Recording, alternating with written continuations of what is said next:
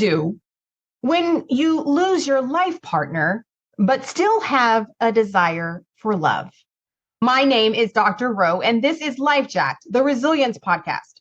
Life Jacked is when an unfortunate or unplanned event happens to jack with your life.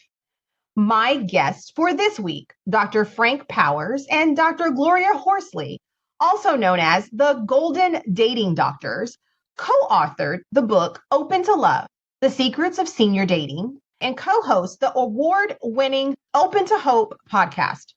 Dr. Horsley is a licensed marriage and family therapist, while Dr. Powers is a licensed psychologist with a passion for helping seniors find love and hope their loss. They will share how one can still dive into dating while in your seasoned years. Sometimes life gives us lemons. Sometimes it gives us lemonade. Other times it gives us something entirely out of left field that makes us say, WTF. But no matter what obstacles come, there is most often a way out on the other side, and we are once again victorious. My name is Dr. Rowe, and you are listening to my podcast about resilience. Every guest shares a tragedy to triumph story to give listeners like you the inspiration to push through every single day. Listen now as my next guest shares how they were life jacked. Hi, Dr. Powers and Dr. Horsley. Welcome. Thank you so much for being a guest on my show. How are you? Great. It's great to be on your show today. Yes, thank you. Wonderful. So I have to ask, because that's the question that everyone asks couples. So how did you meet and what were your first thoughts at seeing each other? And Dr. Powers, you first. Oh, me first. Okay, it's ladies first, but I'll definitely do it. Gloria was someone who I met on Silver Singles. I had been on Silver Singles a few times after my divorce, which had been about a year and a half before I met Gloria. And I looked at her profile and it just was amazing. I thought, no, this lady can't be real. So it was absolutely a wonderful thing when I had the first meetup with her because she wasn't available. She was in Hawaii when we first texted, but she came back into town and she was going to have surgery 2 days after our meeting. So I felt like, well, this was a real opportunity to see if this woman that was online in her profile, because not everyone who puts a profile on a dating app really represents themselves in terms of who they really are. And that's one of the problems with dating online. So you have to be very careful. And we really encourage people in our book to be honest and direct and put an accurate picture and be sure that you put in your profile what it is that you're looking for. Well, Gloria did all of that. And then we met. And my gosh, she was better than her profile. So it was the first time I think I had ever met someone that was actually better than their profile. And so we had a lovely time meeting at happy hour. And from then on, it was really hard to be separate from her because we were enjoying our relationship so much. I love it. Now, Dr. Horsley, because sometimes couples, they remember meeting each other for the first time and they remember the story sometimes a little differently, but you all could absolutely be the same. But Dr. Horsley, so what was your first impression at meeting Frank? Well, I had been married for 60 years and my husband died of a staph infection after his 12th back surgery. So he had had a lot of health problems. And I had actually dated a guy. I'm a big golfer and I had dated a guy and he had ghosted me and decided that I was too big a presence, so we weren't right for each other. And I was kind of angry about it. So I decided to write a book for widows. So I decided I had to put a chapter on online dating. So I went on Silver Singles and Frank was the second person I met. And I said to him, this is really book research. But I didn't really believe that. But I saw this guy over in the corner, and you know what I loved? I loved it. He stood up, he pushed my chair in, he sat me down, he leaned over, he was interested in me. He was just very dear and very sweet. And right away, because we're both been therapists for 40 years, each of us in private practices, it turns out we're pretty close to the same age. Frank's younger than I, 4 years, but we were trained by a lot of the same people, and we just had so much in common that it was like almost like a puzzle piece fitting together. Most meetups usually only last for maybe an hour. We were 2 hours in and we were working for more. Yeah. I love it. I love it. Now, is it okay if I call you Gloria? Sure, for sure. All right. So, Gloria, how has your background in marriage and family therapy influenced your approach to senior dating and relationships?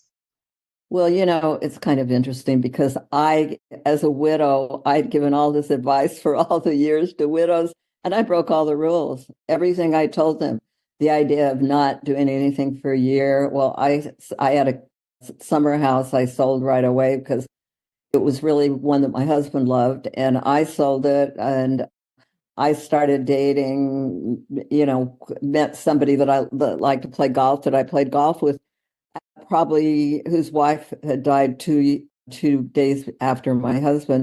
And we started playing golf together. So right away, I was kind of involved with that male energy. And I just found that really you just kind of go with what works for you, and you can't. Yeah, weren't you kind of golfing through grief? Yeah, I was kind of golfing through grief. And I found out that you can't set these rules for yourself. I mean, when these big events happen, you've got to go with the flow and what you feel is healthy for you. But I did, by the way, get a therapist and also a grief group, which is where I met this guy that I played golf with.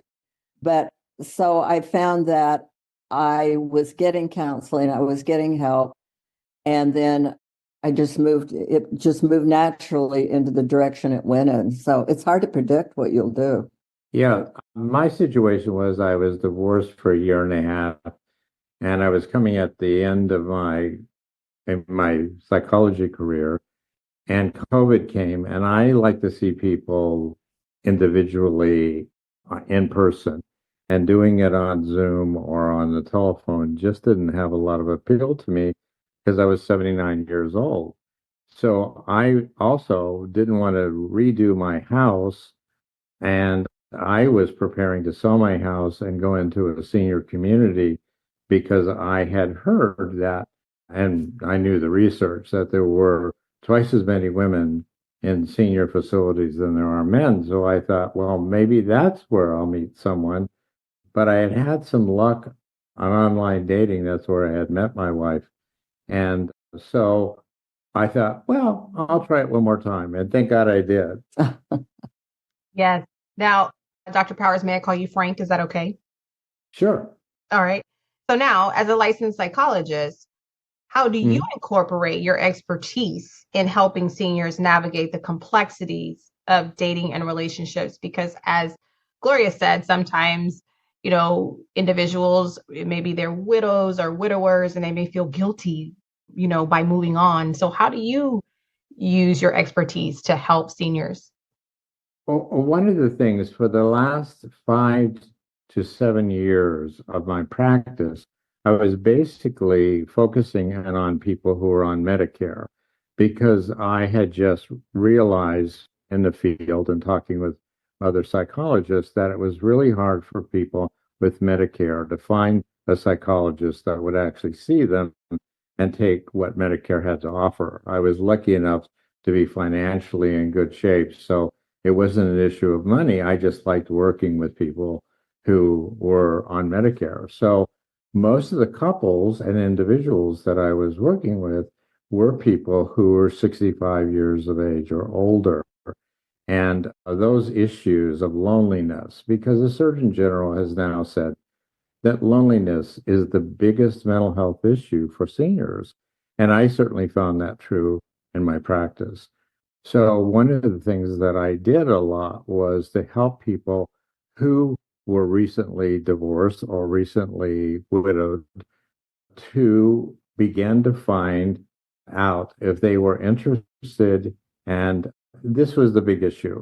I mean, were you healthy enough and were you interested enough? And was loneliness a big enough issue that you wanted to take the risk of going back into the dating process? Because most of these people had not dated for years. And so it's drastically changed over time. And so to help them, I really, in a sense, realized that online dating for many of them was the avenue. Now, some people went back to situations in their life where there was a reunion and they would meet someone who they had dated actually in high school who now was single. And I had 4 or 5 people in my practice who had met people at reunions. So there was more than one way to do it. But quite honestly, in modern life, online dating is probably the most efficient, and you stand the chance of meeting people that you wouldn't normally meet. Absolutely, especially for women, because the statistics for women are that there are many, many more women than there are men now, because men tend to die earlier. And, it's kind of a shocking figure. The average age of widowhood is 59. So I don't think about it as being that early. So if you're interested in getting in a relationship, online dating is really the best way you can do it. And the other piece of it is when you kind of tell your brain, the amygdala in the brain, when you get, that's where you let down the oxytocin, the love hormone, you start thinking about it. When you sign up for a dating app or decide you're going to go into the dating world, your mind kind of shifts a little bit. You dress up a little bit, you go out, you look around the restaurant for somebody, you tell people you're dating, you get a dating buddy, and we can talk to you about that. That's very key for people to have support.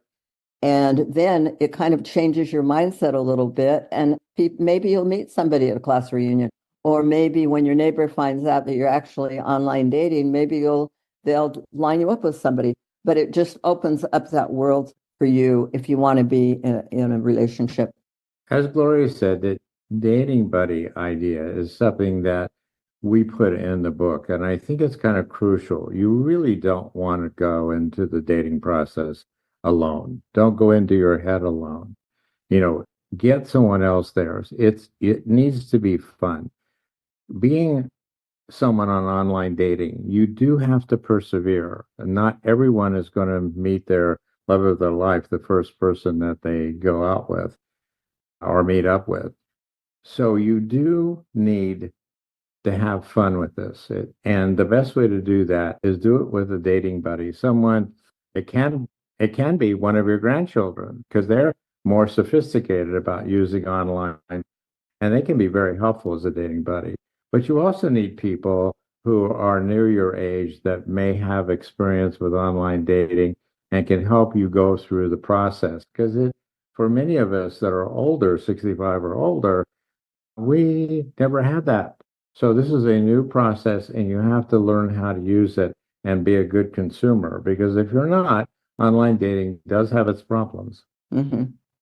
I love that. So now, do you all have any memorable success stories from your work with seniors who were seeking love and companionship? Dr. Lots. Yeah. Lots. Lots and lots. One of them recently, her husband is in an Alzheimer's unit and has really lost all connection with reality at this point, does not know who she is. And she talked to us about that, and we supported her into going online dating and putting the fact online that her husband had dementia and that she was looking for some companionship. And she recently got a hold of me and was so grateful to us. And she's met someone and is just enjoying her life right now. And that person is supporting her through the process of a very difficult process. So, and I had a client that was a high school principal, and he he had had a drinking problem at one point in his life, but had been almost 25 years in sobriety. And when he came into therapy, he said, I'm very lonely, but I don't think anybody is going to want a drunk. And I said, you're not a drunk, but you do need to put yourself out there and you do need to start the process. And reluctantly, he finally decided that he would try online dating. And within a month, he found someone who he's still with. And I think they're in the process of getting married last time I talked to him. Mm-hmm. And then we're our biggest success story. Yes. Right. And Oh my gosh, that's so engaged. wonderful. We are engaged, and we are in the process of thinking that. And we are dating buddies for a number of different people and helping them use the online process to meet people and to protect themselves. Because there are two things about online dating. You never, never, never want to give money to anyone under any circumstances.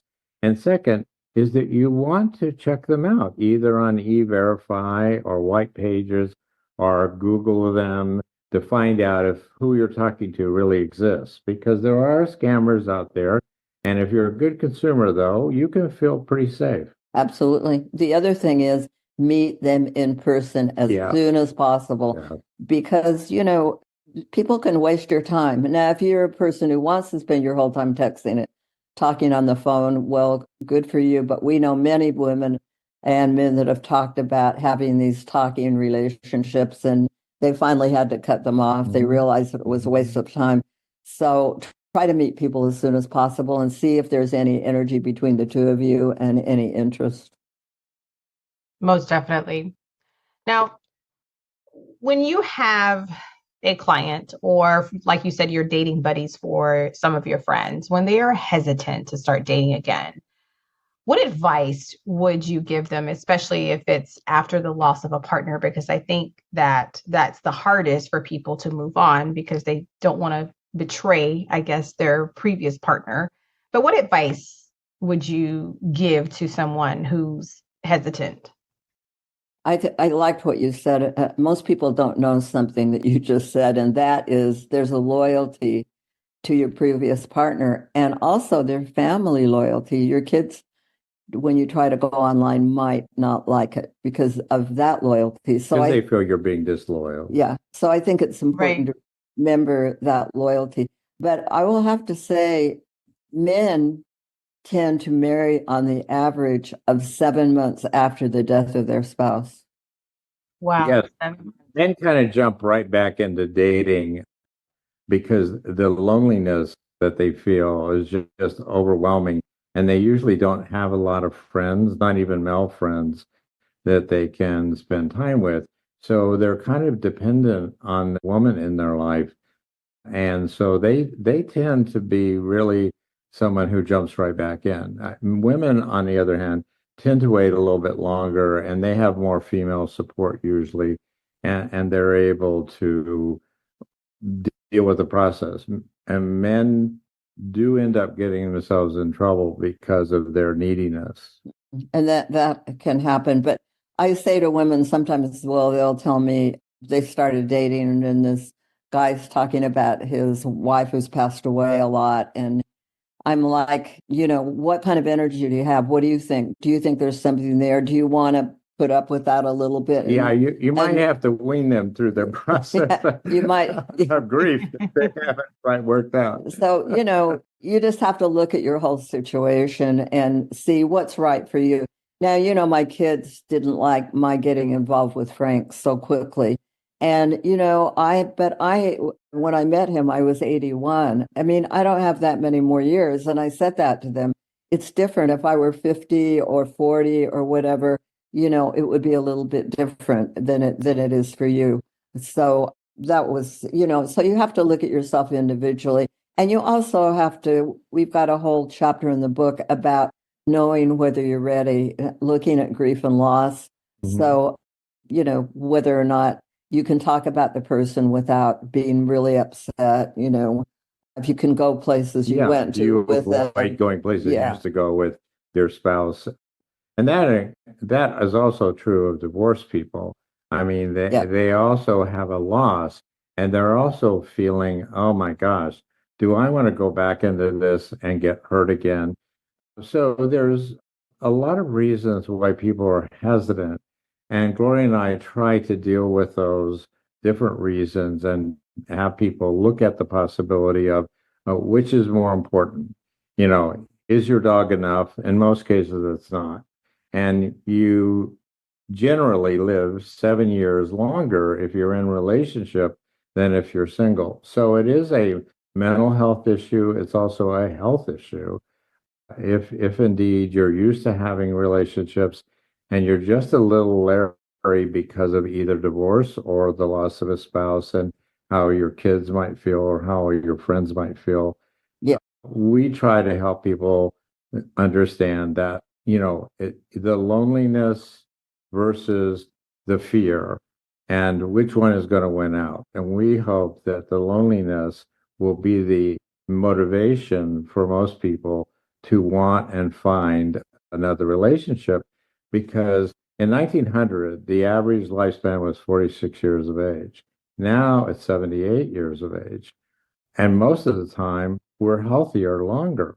So a lot of times when people have a spouse that either divorce or a loss, they're healthy. And do you want to spend another 20 years alone, or do you want to take a look at your fears and see if loneliness is more important than your fears? Mm-hmm. Now, can you all share your inspiration behind starting the Open to Hope podcast? And how do you feel you all complement each other and work well together in your roles with, co-authoring a book together and then also co-hosting the Open to Hope podcast? Well, the Open to Hope Foundation came out as a result of the death of my son 40 years ago. He was 17 and he died in an automobile accident with his cousin. And so I started the foundation, and 20 years ago, I started doing the podcast, Open to Hope podcast with my daughter, Heidi. We now have 3 million downloads a year. And our mission is helping people find hope after loss. Well, then 4 years ago, almost now, my husband passed away. So I moved into another area of that. And that's a little different area I found, because there's a possibility of you can't replace a child and you don't replace your husband or your partner. But the reality is there's lots of love opened, and you can share that love with another partner. And the way I shared the death of my son's love was through helping other people. But the way I've found the love that has come about in being with Frank is kind of an amazing thing. It's very magical. And I want to remind people that we're only looking for one person out there. That's all you need. To be that magic in our life again, and that it is possible to find the magic. Mm-hmm.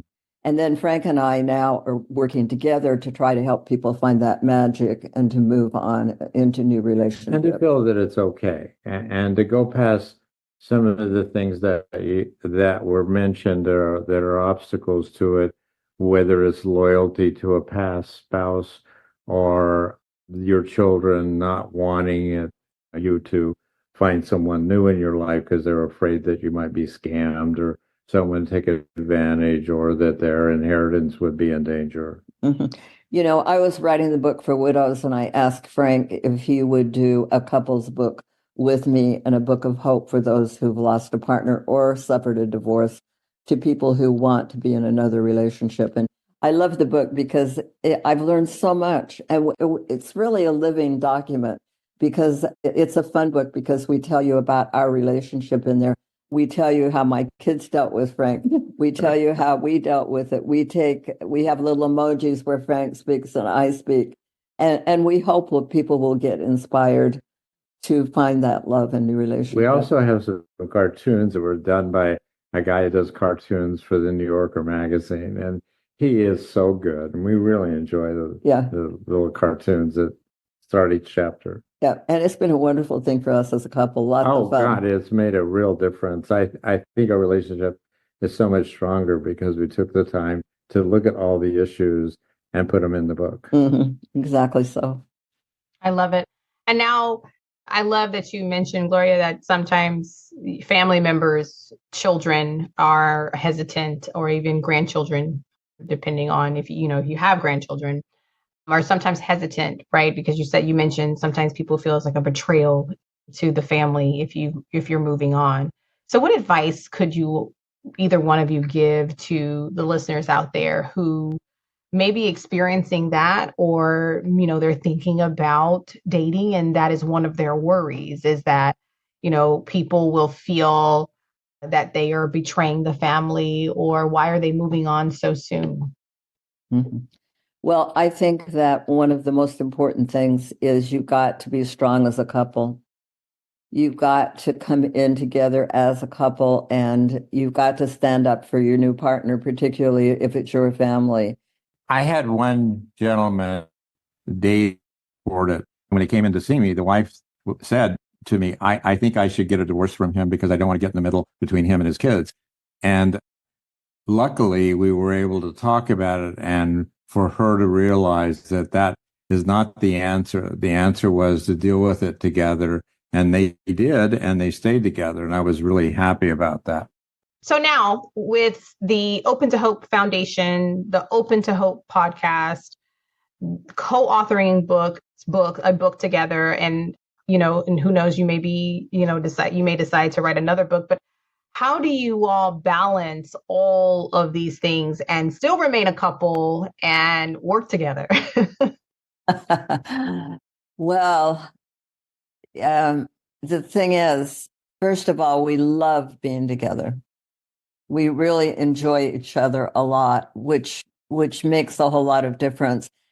Frank is kind of my rock, and and I really enjoy him. And also, he's a good writer, and I love to write. So we enjoy writing the book together.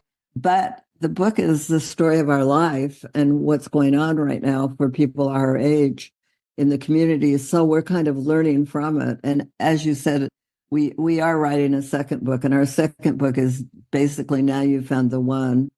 And how do you keep it going? How do you keep the relationship in good health? And keep it going. So yeah, Frank, what do you think about us together? Well, Gloria has such wonderful energy. I didn't realize it, but at the end of my career and thinking about going into a senior facility or whatever, I was actually depressed, and I didn't even realize it. As a therapist, I should have, but I didn't realize it. But when Gloria came into my life, there was just so much new and wonderful energy, and she's exciting, fun, and I think she's probably added years onto my life. Happy years. but I also have 3 wonderful daughters who are taking over my foundation right now. So I'm actually kind of making a move a bit. I'll be 85 this year, so I've asked the girls if they wanted to keep the foundation going. Time for us to have fun. Yeah, and absolutely. So a support system too, and we are also getting ready to move into a senior living facility together. Yeah, together. We both sold our houses, and that's some of the things we'll be talking about in our new book is how you navigate all the changes. Oh my God, so many changes when you put 2 lives together, especially when they've been separate for 70 years and all of a sudden they come together. There's lots of pieces that you need to work out. And you have to get rid of a lot of stuff. Yes, we're going to be minimalists. We're only going to have 100 items apiece. Oh boy. Frank and I both have the right of first refusal. Yes, on all art projects. I'm a sculptor, so it's very hard. I have 70 different sculptures, so I'm having to weed them out, and Gloria has rights of refusal. Now, in your opinion, what are the best ways to build resilience? Well, I think life helps you do that because as Gloria and I have had to deal with every issue, one of the issues is whether we were going to get married or not. Because initially we were going to get married relatively quickly. And then because of the resistance from one of her daughters, And it really made us think about it. And we said, maybe she's right in some way, is that it would be good for us to wait. We had a prenuptial all done. I have two stepdaughters that I help raise, and both of them are lawyers, and one of them helped to write the prenuptial for Gloria and I. And it was really helpful. The prenuptial really made us think about how we wanted to deal with finances, how we wanted to deal with our relationships, because one of the things is that the medical power of attorney is kept with my two daughters, my two stepdaughters, and her daughters keeps her medical power of attorney. We decided not to make one another the medical power of attorney. And there were really good reasons for it, that both of my daughters, who are lawyers, said that this was a good idea. And her daughters thought it was a good idea. And really, in a sense, that I just assumed that if we got married or didn't get married, that we would become medical powers of attorney. But actually, we found out a lot of information, and we try to share that information about how do you deal with how you're going to live, how you're going to deal with finances, what activities and things are you going to do, and what friends are you going to keep, and what friends may change after your relationship gets mature. Yeah, I guess one of the things that is occurring to me right now is Frank's talking, and that's what we do. We talk. Mm-hmm. We discuss these issues. We communicate. I think you have to communicate. We're not joined at the hip like I was when I was with my husband of 60 years. I consider our relationship, we're in a parallel partnership. Frank's had his life for all these years. I've had my life for all these years. And how do we move together in a parallel partnership? He doesn't expect me. I will take a vacation with my kids or my grandkids, which was fine with Frank. He'll take vacation with my friends. Yeah, whatever, So it's a little different than it was in those early relationships. And it's kind of nice. I think it's a little more relaxed. Oh my God, I've learned so much just in the short time we've been together. Yeah. Well, Gloria and Frank, thank you so much for your time. I really appreciate you. Can you do me a favor and let everyone know how they can get a copy of your book, Open to Love, The Secrets of Senior Dating? Get involved with your Open to Hope Foundation or listen to your Open to Hope podcast. Great. Well, you can get our book on Amazon. You can also go to our website, thegoldendatingdoctors.com. And for the Open to Hope Foundation, and we're on Instagram and, all over. But at the Open to Hope Foundation has a mission of helping people find hope after any loss. It's all free. We have so many resources on there. So go to the opentohope.com and you'll be able to go on and link up with all those resources, and our podcasts are in all the podcast programs, and you can go to the Open to Hope site and sign up for it there. Any last words of encouragement for the listeners? I just want to say again, you're only looking for one person, so hang in and do it now. Do it now. I wish you and both of you and your families nothing but blessings and abundance. I wish you the best of luck as you all join your lives together and move into the senior facility. And thank you so much again for being guests on the show and inspiring my listeners. Please take care. Thank you. Thank you. Hey, are you really loving this podcast, or did you really enjoy this week's episode? Then please subscribe, like, rate, and leave a review. It's very much appreciated. Remember to live, love, laugh, learn, and then repeat. See you in the next episode.